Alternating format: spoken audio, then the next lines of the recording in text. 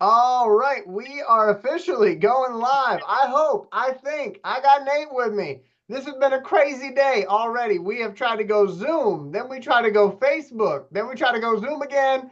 We're here now. So just so y'all know, a couple things, all right, because we care about you, okay? We care about you. So a couple things. Number one, you apparently are not allowed to live stream on Zoom anymore with just a straight up basic account. So if you are, doing something and it says you only got a 40-minute time limit, guess what? That's 40 minutes and nobody is allowed to live stream your stuff. And if you're going on Facebook, I'm sure there is a way to do it, but I couldn't figure it out. And Nate, who is very proficient at Facebook Live, also had an issue, so we didn't have time to figure that out. But Reggie Funches once again saves the day, and he makes sure that we can do this here on YouTube with all of y'all. It has been a long time, my friends. All of us have been very, very busy with a variety of things going on. And so with that, I want to say, Nate, how's it going, man? Man, all thing I can really say is just bless God right now because it's life is really lifing. So we just gonna get a big man to get shout out, man, and just hey, we just able to do this right now because life has been lifing, and I think this is for some people, it's just something to do, but for us this is really therapeutic. So hey, I'm happy to do this. Me too, man. Me too. And I gotta say, so for me, I've been like knee deep in footage. And that is because coming up next week, I will be taking the trek down from Messina, New York to Atlantic Highlands, New Jersey area. Because my second feature film, Captain Corpse, the space comedy movie we've been kind of telling y'all about for a while. It is finally having its premiere on July 20th in Atlantic Highlands, New Jersey at Smog Castle Cinemas, and that cinema is owned by director Kevin Smith. So don't know if I'll get a chance to meet Kevin or not. He, of course, is the very famous director who made Jay and Silent Bob. I don't know if I'll get a chance to meet him, but just the chance to play my movie at his theater for me is a big deal, and to get a chance to spend that time and spend that premiere with family and folks I love and care about deeply. And I know there's a lot of folks I love and care about deeply that can't make it to the event. But I am very excited to be able to kind of kick that off, get that second film out to the world, and see what people think about it. We will be trying to do some other theater premieres of it as well. We're going to be doing Blu-rays of it, going to try to get it on streaming services, and yes, eventually it will end up here on this YouTube channel for folks to be able to watch and see. I've been telling folks, if you want to know like the influences, it's kind of like Spaceballs meets Galaxy Quest meets 10 Things I Hate About You with 90s ska. So it's a lot of fun, and definitely not a family-friendly movie because I don't make those type of films. But anyway, Won't that one be on Disney Plus? exactly. Yeah, that won't be on Disney Plus. But I do want to say hey to comedian Shay B. And remember, folks, hey, leave those comments. We greatly appreciate it. And it does help us as we are continuing our climb to 1,000 subscribers. I do want to get into Lions related stuff because that's what y'all tuned in for, right? So, as far as the Lions are concerned, I got to admit, I have not been as locked in on our team as I usually am. I've been pretty busy dealing with other things, but Nate, he has been locked in as far as what the Lions are going on. So, Nate, help me out and tell me some of the things that are going on, and I'll try to give you opinions on it. Okay, well, as of right now, the Lions, we're riding that social media train from last year, Mhm. where the expectations for this team is through the roof. Uh, we're no longer the doormats. We're not even the gatekeepers.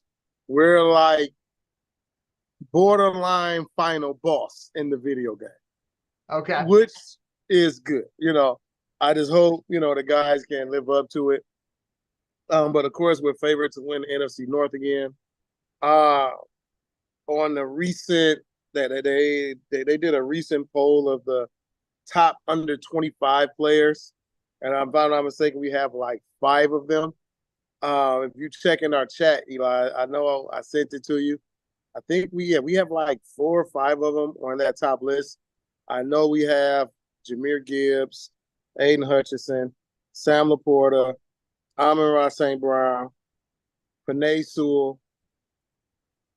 Yeah, so let me go down the list. I'll Yeah, because there you go. Yeah, take over that'll that. buy us some time. Because me and Nate were talking about it. We're like, this episode gonna be about 7.5 minutes long. So I hope y'all enjoy this. Anyway, let me go down the list here, not just to take up time, but also to make sure you guys got the full list. Okay. Mhm. So number 25 on this top 25 players under 25. They're trying to go all in on the tongue twisters apparently. 20 Right. overall is Trevor Lawrence, quarterback for the Jaguars. 24 is my guy, Jahmyr Gibbs, running back for our Lions. 23rd is center Creed Humphrey for the Kansas City Chiefs. 22nd is Chris Olave, wide receiver for the New Orleans Saints. 21st overall is Devontae Smith, wide receiver, Eagles.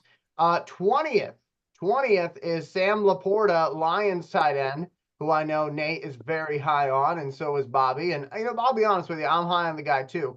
Let's see, 19th overall, Nico Collins, wide receiver for the Texans. 18th overall, Tristan Wirfs, offensive tackle for the Tampa Bay Buccaneers. 17th overall is Will Anderson Jr., defensive end for the Texans.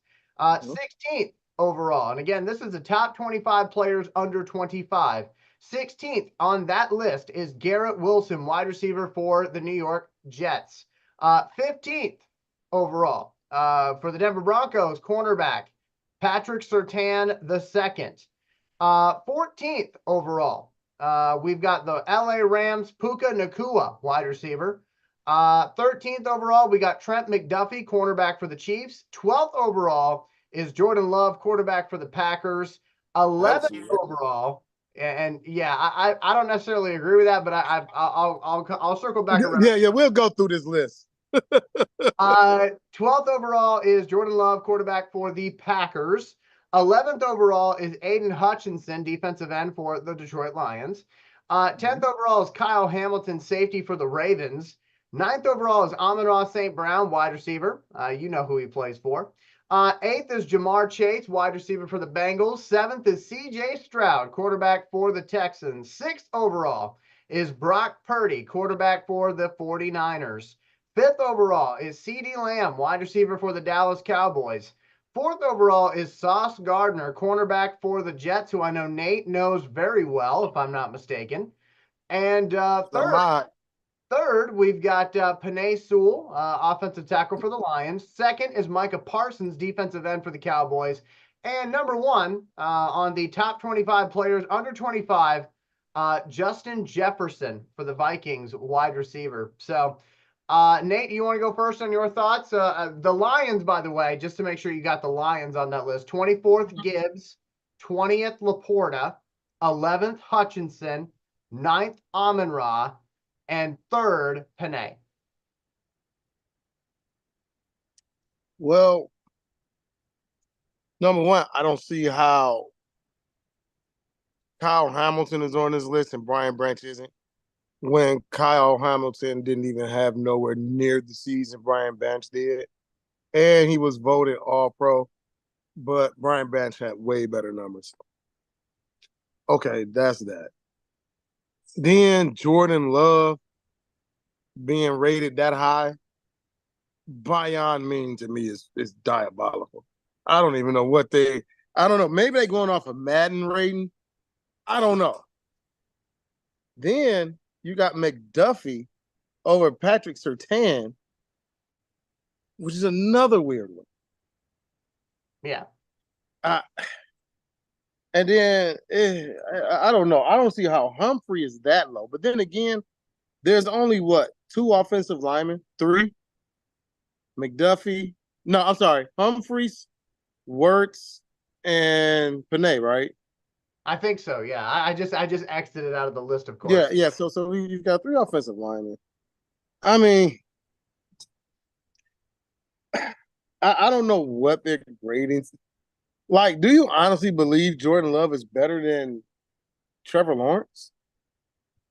Okay, so here, and I don't do this a lot. Okay, so this is going to be weird. All right, I don't know if I can give praise to any Packer player, but what I will say is this though: if you're looking at team success, you could say that Jordan Love has done more to this point in his career than Trevor Lawrence. It's not about God-given ability. It's about what have you done for your team. Trevor Lawrence, yeah, he got a big fat contract, but I think the Jaguars have won one playoff game with him. Whereas Yeah, but Jordan Love went into Dallas in a game that Green Bay was supposed to get stomped and turned around and they put the ass whooping on Dallas. And Jordan Love looked really, really good in that game. And then they turned around and in the San Francisco game, if their coach wasn't so scared of, taking chances, they might have been able to win that game, and that would have been, Green Bay Detroit for the NFC Championship game, which I would have loved to see. So I think maybe that's what they're going at is like playoff success. But that's I like that's like giving a kid an honorable mention. I mean, a trophy just because he's on the team, but he never even played.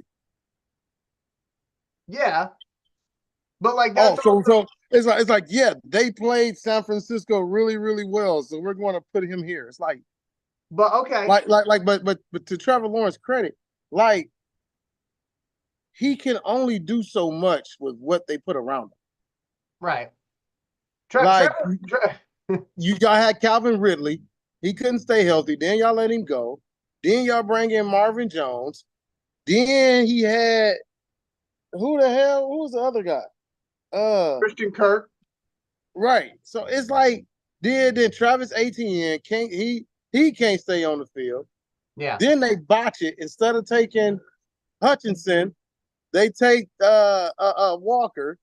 yeah. It's like, dude, it's like I know he's sitting there like, yeah, y'all paying me, but like, what are we doing here? Right. Like y'all drafting sucks. Y'all free agency sucks. So it's like, dude, he can only do so much, you know. I agree with you. I agree with you. But what I guess what I would say about Trevor Lawrence is two things. Okay, one, when Trevor Lawrence was being talked about as being drafted, Mhm. I always took the opinion of saying, okay, he is talented. He's Mhm. got God-given ability. There's no point in even debating that because you can see it. Okay, that's not a does he have it, situation. It's not a question. He has it. The Right. question is he great and can make others around him great? Or is he great and he needs others around him to be great? Um, Because there's a well, difference. well, in that case, and in that case, then Brock Purdy shouldn't be on the list at all because Brock Purdy does nothing great. He But what just I'm throws a saying, lot of slants and gets him to Debo, and Debo takes these screens like Golden Tate. Then you got Christian McCaffrey. So it's like he's got one of the best defenses, a top offensive line. Like, dude, like so not saying it's you, but that just if we're looking at it that way, then you completely need to X Brock Purdy out. not necessarily, not necessarily. And let me finish my comments on Trevor Lawrence, and then I'll get to Brock Purdy. So with Trevor Lawrence, can he be great and make others great, or is Mhm. he great and he needs others to already be great? He played for a powerhouse football program in the state of Georgia in Cartersville. They already have great talent. You look at them, they are putting people in the ESPN top 300 all the time. Okay. He never lost in high school football because of that. He goes to Clemson. Clemson, they recruit with the best. Okay. I'm not saying they are the best, but they are traditionally up there ever since Dabo came into the game. So he has always played with talent. Now he goes to the Jaguars, where he's starting to realize how the other 31 quarterbacks live and how these other quarterbacks may have felt in college, where they didn't have the best of the best. And now what do you do? And so that's kind of how I look at Trevor Lawrence. Now, Brock Purdy, is he great with the arm strength? Nope. But is he great as a game manager? and getting the ball. Like, what is his job in that offense? His job in that offense is you don't need to win the game for us. You just need to get the ball to the, in the hands of the players who can, which is Debo, which is Ayuk, which is McCaffrey, which is whoever the hell. I think George Kittle is their tight end, if I'm not mistaken. I kind of blanked on the name there. But my point is, his job is to distribute. His job is not to make it happen. His job is to distribute quickly. And he does that very, very well. So that in that way, he is great.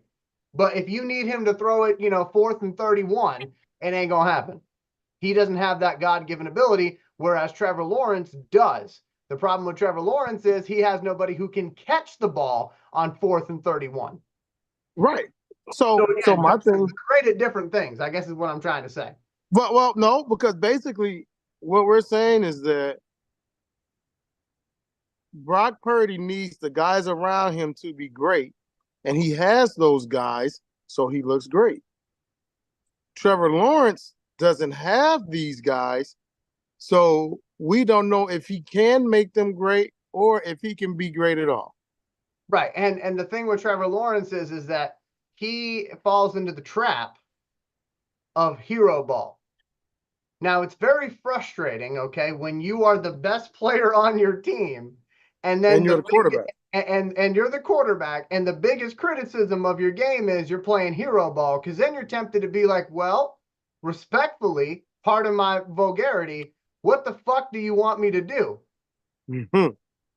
I have to play hero ball because there are no other heroes on this team. Defense can't stop a leaky faucet. Right.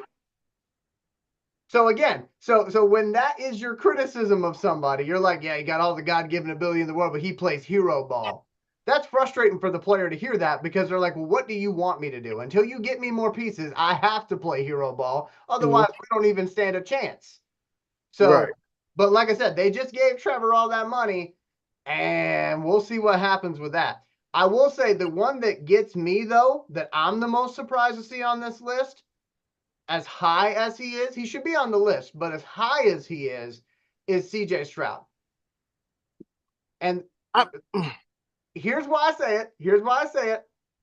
CJ Stroud, I have liked CJ Stroud since the Georgia-Ohio State game. That was what proved it, because I did not believe Ohio State quarterbacks could make it in the NFL, because traditionally speaking, they don't usually do well. They do great in college. No, they're right. They suck.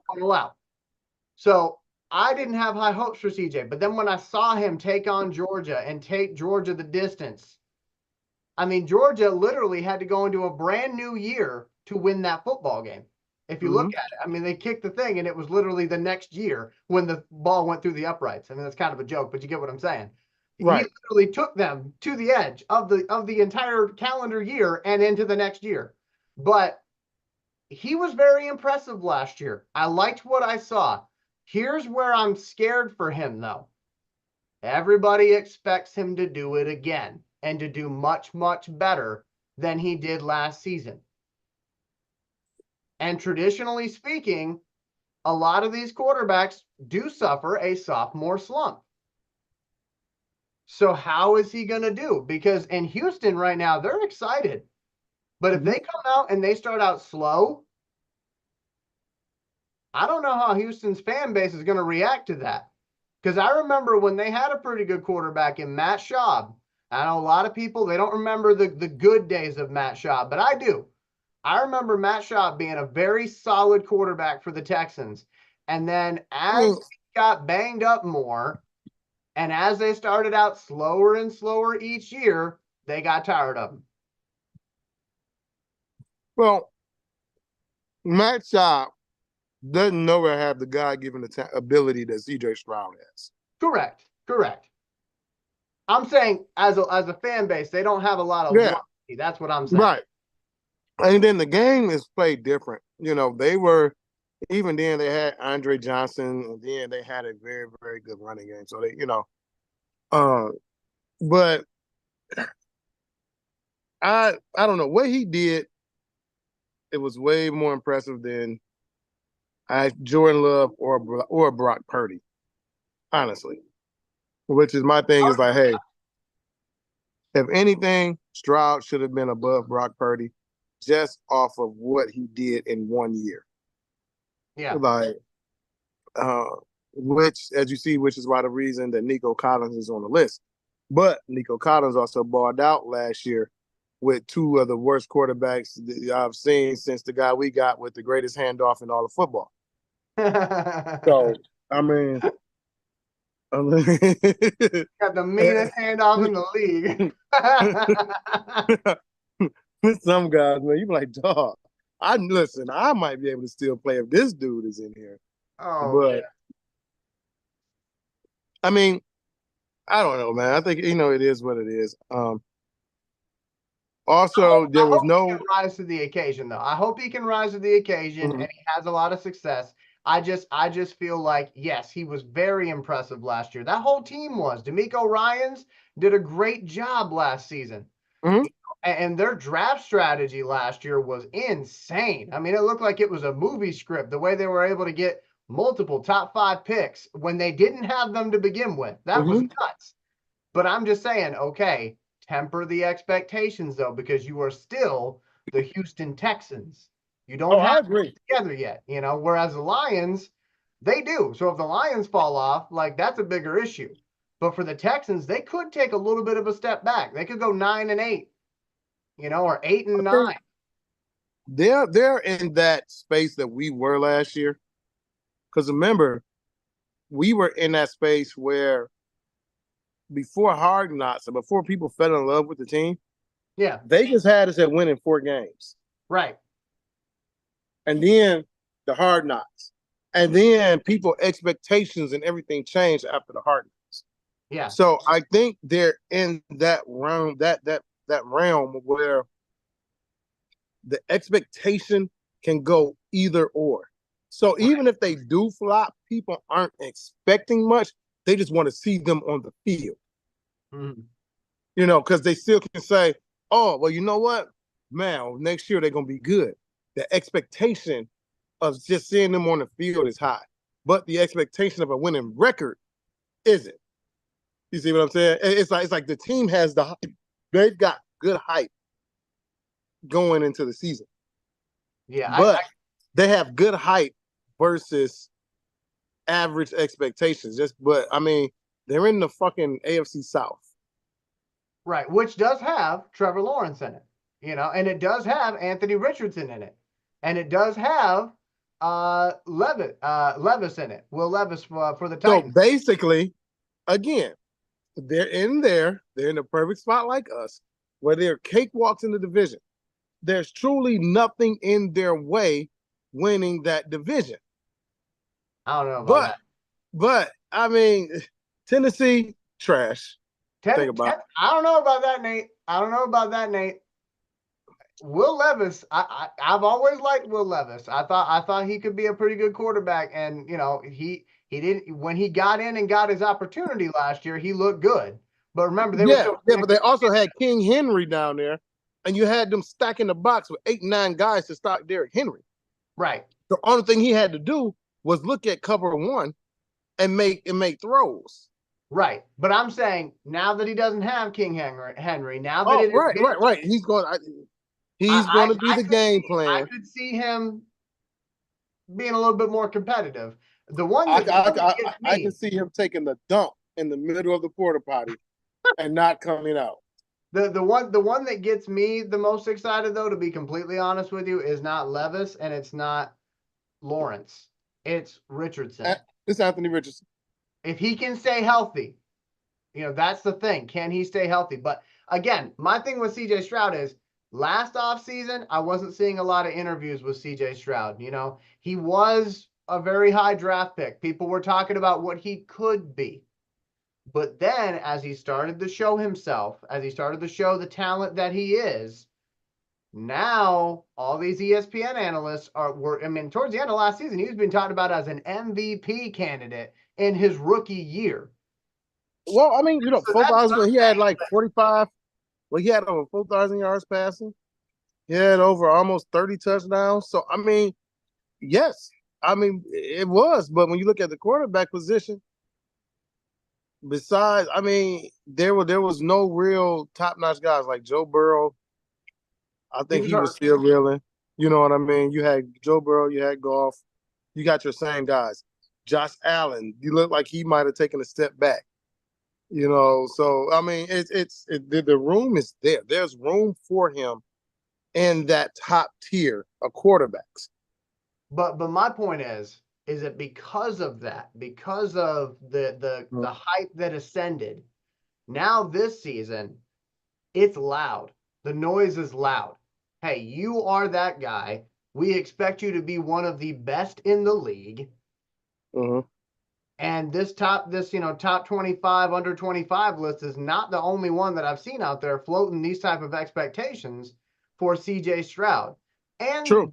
And by default, the Texans as well. So that's why I'm saying that the Texans, because of how loyal their fan base is, and they're not, in my opinion, they're not very loyal.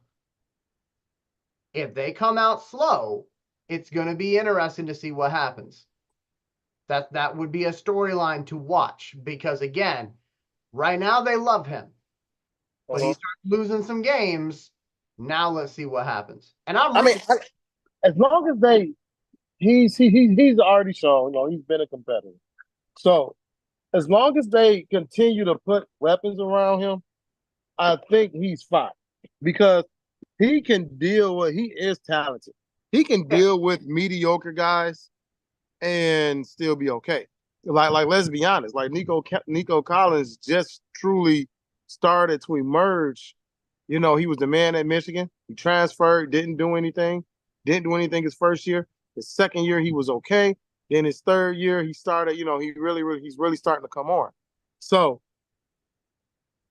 I mean, it's interesting. They are an interesting team. They're like us. You know, you've got a gritty NFL coach that is considered a leader of men. Turning his team around, getting the admiration, getting the love. People love to interview him. So they have that. yeah, They have the coach. They have star player potential at every position, at least one position across the field. You have your wide receiver. You have your cornerback in Stingley. You have your defensive end in Will Anderson. So, and then you have Stroud.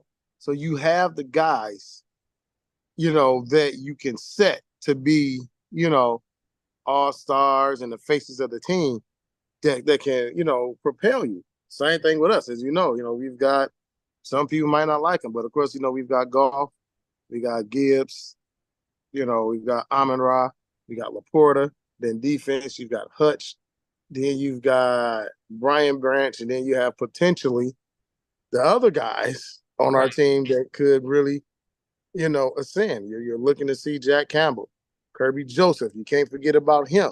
The emergence of Melifonwu, Yeah. and the potential of a JMO. So it's like they don't have as much intriguing possible or as much intriguing potential star power as we do, Mm-hmm. but they have it. Yeah. And so when you're a team that has been losing like they have since fucking JJ Watt days, they're got a reasonable good hype train on Yeah, and there was another player on this list that I wanna talk about. He is a Detroit Lion, and y'all know him as my favorite Detroit Lion that's currently on the team. That would them. be Mr. Jahmyr Gibbs, as Bobby sent me that rookie card, so I want to make sure I get that on the screen as much as I possibly can. But here's what's interesting to me. Okay, on the top 25 of the under 25 list, did y'all happen to notice? There's only one running back. There's only one running back. That's Jahmyr Gibbs, and Bijan Robinson is not on this list at all. Now, That's what I'm saying. That's another one because Bijan he had a good year. actually, yeah, actually he had a better year than Jahmyr did. But I don't Now, know about all that now. I don't know about all that now. no. When you look at it, when you look at their touches, you look at their rushing yards, look at their receiving yards. I mean, Bijan got less touches. He produced more, but that's also due. But Bijan wasn't splitting time.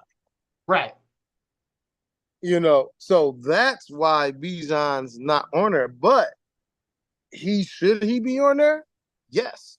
There's no way he should have been snubbed off that list. But what it shows is that the devaluation of the running back position. Mm-hmm. There's no Bijan. There's no Breece Hall. Shout out to his dad, Bernard. Another one of my guys up here from the Detroit area. But yeah, so it's like, dude, you can look at him. You can look at Pacheco, James Cook. There's a lot of good running backs out here that are under 25 that got snubbed off that list. But see, I want to take the discussion about Gibbs and Robinson in a different direction. And I want to revisit something I said back when they got drafted to their respected teams. I said, if you remember in the 90s, right? You had Barry Sanders, you had Emmitt Smith. Barry Sanders went to an organization that did not put as much talent around him as Emmitt did. Emmitt got the team that had had one of the better offensive lines. He had the team with the better quarterback, with the better receiver, traditionally speaking. He went to a team. So while, yes, Emmitt is a superstar, he is a bona fide Hall of Famer, okay? I'm not taking anything away from Emmitt Smith when I say what I'm about to say next. He did not have to carry the whole dang thing on his back like Barry was asked to. So what I said was, history always repeats itself. But this time around, the Lions have the running back that is coming into a team where, even though the player is a superstar, he is not asked to do everything by himself. That is Jahmyr Gibbs benefiting from being a Detroit Lion. Whereas Bijan, not only is he pretty much the only thing in town. I mean, there is some talent around him, but they haven't figured out how to use it yet. I think it was mainly the quarterback with them, because you still got Kyle Pitts. You had Drake London. Two very good pieces. Now, your quarterback problem was you had Marcus Mariota, and then you had Desmond Ridder. Ridder. So it was like, dude. And you had a coach who didn't know how to use Bijan either. And he now doesn't have a job. They got a new guy in there. So, but my point is that I will be interested to see 10 years from now who has the better overall career, Jahmyr Gibbs or Bijan. And Bijan was also, in my humble opinion, done a horrible disservice when they gave him the number 7 in Atlanta. Because number 7 in Atlanta, despite what he may have done off the field, it's royalty. It is royalty. And I can tell you that because I lived there. Every kid on my playground wanted to be Michael Vick, even if they could not actually be Michael Vick, talent-wise. So they put number 7 on that man, didn't use him in the best way possible, and they don't know how to use the pieces they do have. Doesn't that sound familiar?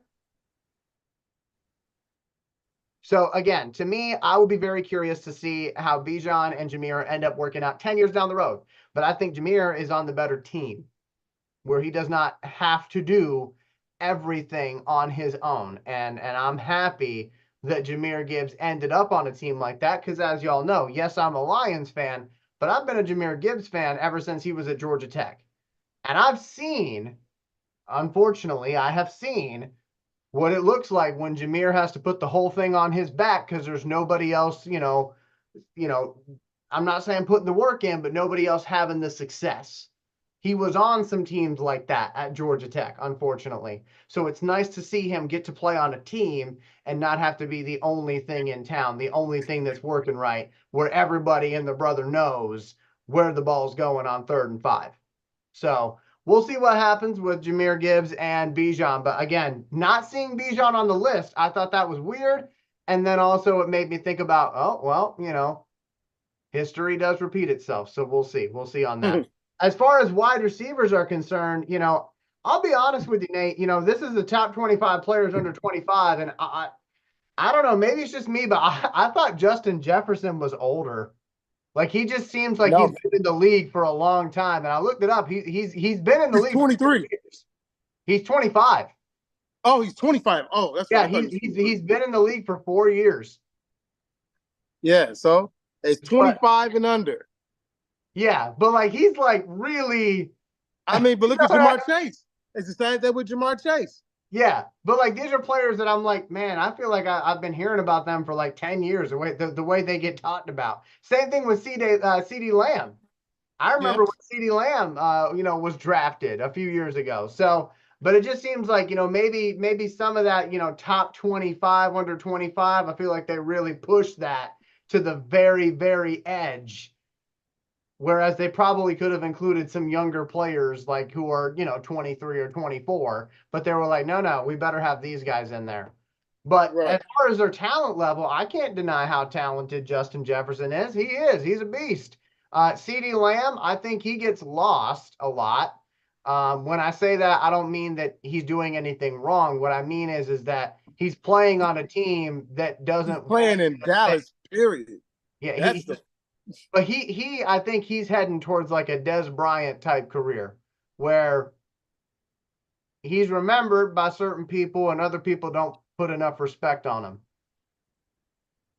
That's kind of how I feel about him. Because I remember just like in my lifetime, right? In my lifetime of actually paying attention to football, I remember the Cowboys having Jason Witten. Jason Witten gets talked about with a lot of respect.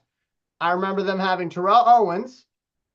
Terrell Owens, I mean, he's memorable, but I think a lot of people remember him not necessarily for his football play, which was amazing, by the way, but they remember him for the antic stuff, right? Which by the way, you can arguably say he's the best wide receiver of all time. Arguably. See, I would say Calvin, but that's also because I'm talking about like statistically speaking, Terrell Owens has a very, very strong case.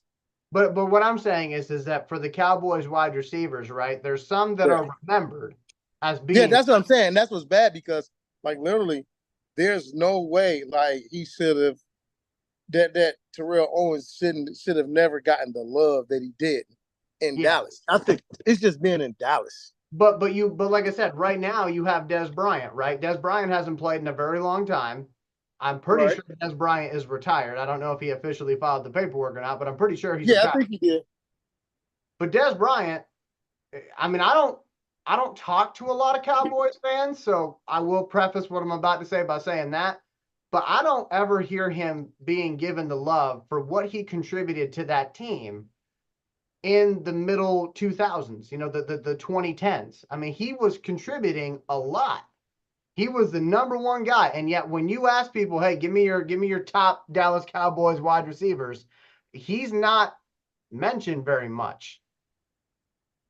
Terrell is. Michael Irvin is. And again, that makes sense because they are also great. But it's like Dez Bryant, because the team wasn't as successful, he's not given as much love. And see, that's what I'm afraid of with CeeDee Lamb. I think CeeDee Lamb is playing on a team that is very mediocre, but CeeDee Lamb is great. I don't know if that makes any sense, Nate. Oh, it does. I mean, because he's on a team that has one of the most inconsistent, talented quarterbacks in the league. Like, how are you the most? You are arguably without a doubt a top 5 talent, but you're so inconsistent that it's like you kill yourself. It's like, dude. So unfortunately, CeeDee Lamb, that's who he has to work with. But remember, he also started sharing time with Amari Cooper. Yep. And Michael Pollard. Mm-hmm. Then they had Ezekiel Elliott. Right. They still had Tony Pollard. So no, it was Tony Pollard. What's the damn wide receiver? It's not Pollard. It's it begins with a P. I Uh, don't think it was Pollard.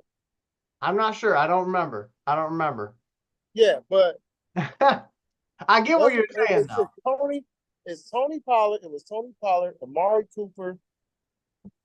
It might have been Michael Pollard, but he was opposite. So and CeeDee Lamb came in as the slot guy, but then he also was sharing the slot with Noah Brown. Right. And so it was like, man, CD's dealt with a lot of crap, especially dealing with Dallas. So it's just like, man, Dallas is literally the worst team to be drafted to. But like I said, for me, I just look at it and I'm reiterating because I hope that I'm clear to everybody that's watching. I'm not saying that Dez Bryant isn't a great wide receiver. I do believe he was one. But because he played on mediocre teams, he is not given the type of love that I see other players that Dallas got. Agreed. And Agreed. I think CD, unless the Cowboys start winning some playoff games, which they want to do. That's what they tell everybody they want to do. It's always, this is going to be our year. Unless they start winning some playoff games, you're probably not going to see CD get that type of love. And obviously, look, the guy's got plenty of years left to play football. So maybe it's a little premature for me to say that right now. But I look at what happened to Dez, right? Dez, he went his whole career being fantastic, and yet people don't really talk about him that much, at least from what I see. But I am looking up to see here because, okay, I got it. It was Michael Gallup. Michael Gallup. Gallup. Okay. Yeah.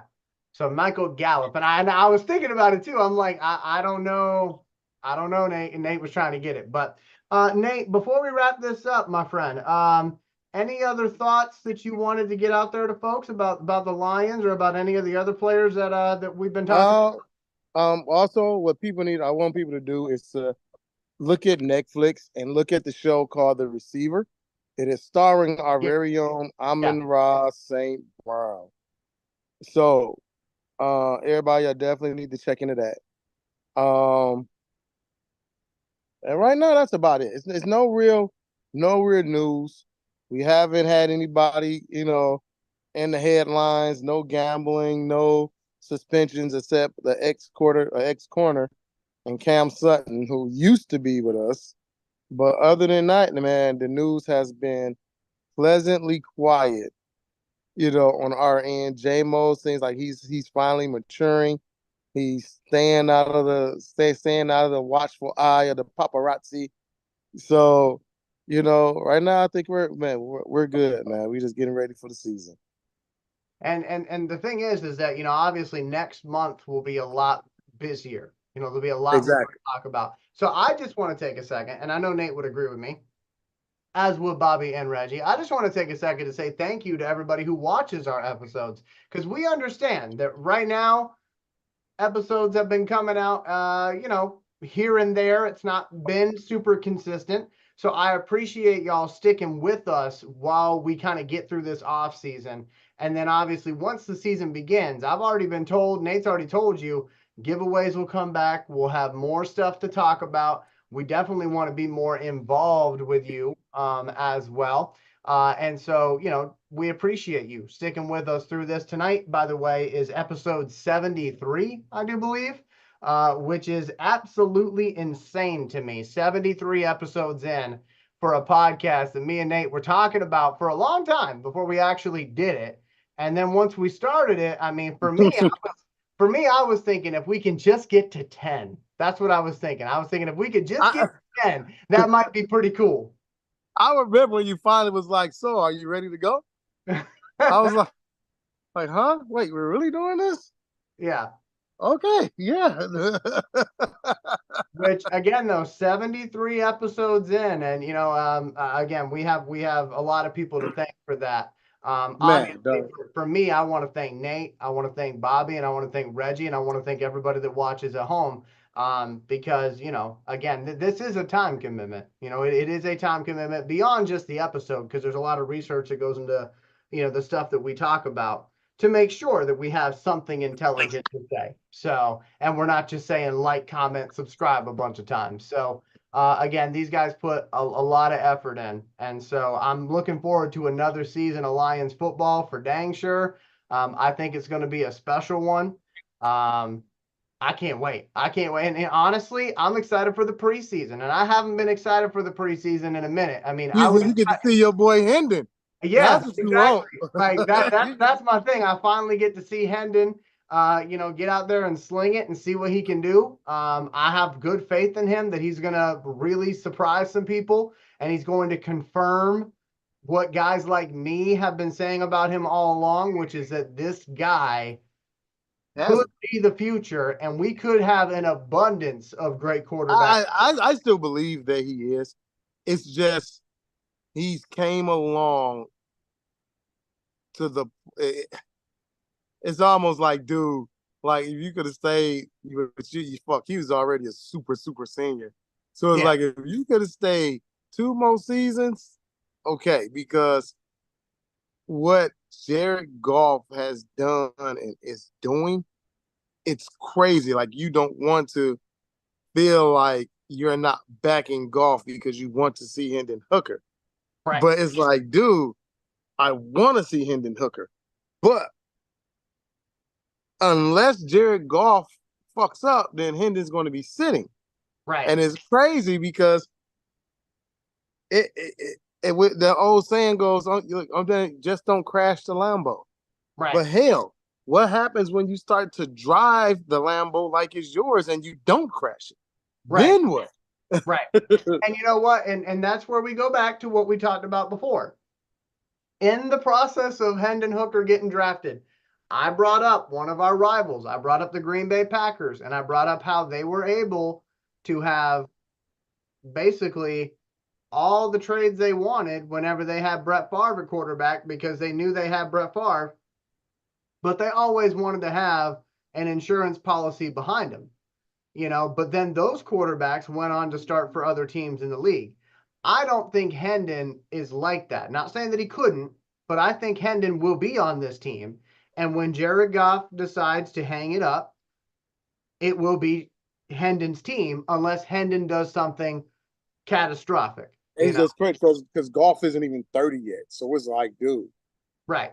So, but like I said, that to me, I do see that being a situation. But, again, it's okay to have multiple guys who could start on other teams. That's an okay feeling. That's a great feeling.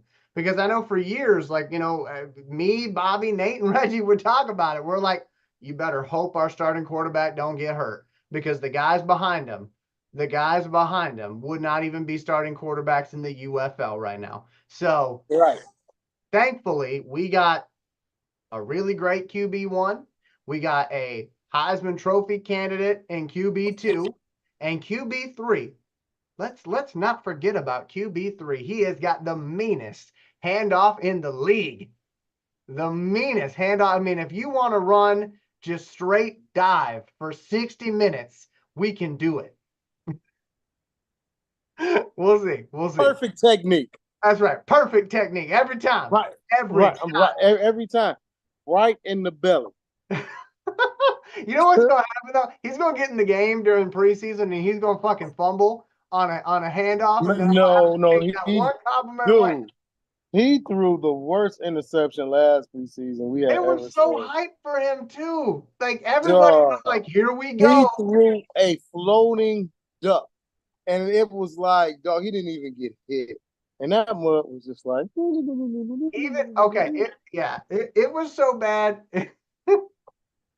It was so bad that even the other person in my house was like, get him the fuck off the field, and she don't do that. But anyway, so let's go ahead and close this thing up here. Nate, closing remarks, my friend. Again, thank you everybody for continuing to rock with us. Continue to bring more people. like, subscribe, share. And I'm telling you, I want to be along for the ride. So, the same way, some things plateau before they take off again. So we plateaued a minute, but y'all better stay tuned. Like you say, the gifts are coming back, our giveaways are coming back, sponsorships are coming. So you better stay tuned.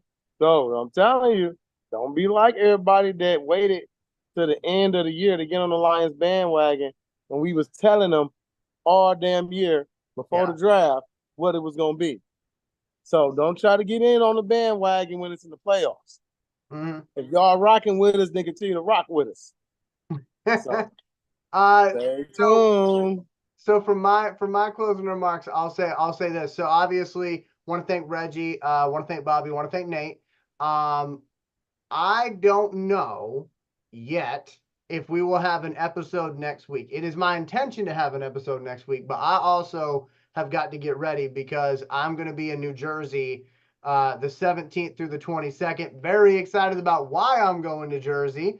So, obviously to premiere the movie. So very excited about that. And Nate will probably get a link to the movie beforehand because, Nate's in the studio. So that's one of the benefits. So, but anyway, don't be jealous, y'all. Don't be jealous. It's okay. Listen, it will be on Tubi, and it will be on go to Elijah Winfrey Studios, and you will not be left out. Don't forget, we still got merchandise, y'all. That's right. That's right. We certainly do. And like I said, so I don't know if we'll have an episode next week or not. Just to kind of give you a heads up. It is my intention to do one, but we'll see how it goes. But I definitely, once I get back from New Jersey, I definitely plan on kind of hitting the ground running because at that point we're close to August, and that means football is almost here. So with that being said, hey, right around the corner. That's right. I'm gonna go ahead and end it like I do every time. Be good to yourself. Be good to others in that order. Until next time, we'll see y'all soon. For Nate Rucker, for Bobby Bless, for Reggie Funches, myself.